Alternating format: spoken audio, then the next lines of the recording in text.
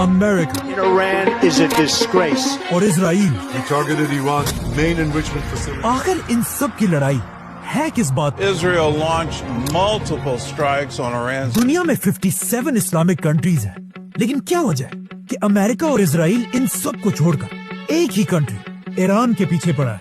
Iran और America की इस जंग को पूरा समझने के लिए हमें पीछे जाना होगा, all the way to world war 2.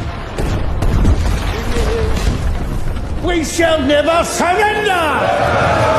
World war 2 में दुनिया की हर कंट्री के पास सिर्फ 2 ऑप्शंस थे कि या तो वो ब्रिटिश एम्पायर का साथ दे और या हिटलर का, Dass ich nicht in diesen Jahren für dich eingesetzt habe. जिसमें दुनिया के ज्यादातर कंट्रीज ने ब्रिटिश एम्पायर का साथ दिया. लेकिन उस वक्त ईरान के बादशाह ने ब्रिटिश एम्पायर को छोड़कर हिटलर के साथ हाथ मिलाया, Ich werde nicht eingesetzt. जिसके बाद ईरान और जर्मनी बहुत ही क्लोज दोस्त बनने लगे. और ये बात ब्रिटिश एम्पायर को बिल्कुल पसंद नहीं.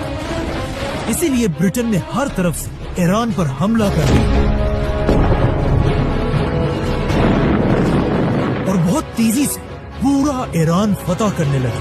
ये देखकर ईरान के बादशाह ने कुछ ही दिनों में ब्रिटिश एम्पायर के सामने सरेंडर कर दिया और उनसे अपनी बादशाहत बचाने की भीख मांगने लगा. जिस पर ब्रिटिश एम्पायर ने कहा, ठीक है, लेकिन हमारी एक शर्त है, तुम्हें ईरान के तख्त से हटना होगा और अपने 22 साल के जवान बेटे को ईरान का नया बादशाह बनाना होगा, क्योंकि उसका ये बेटा रजा शाह पहलवी ब्रिटिश एम्पायर का एक वफादार पपेट था.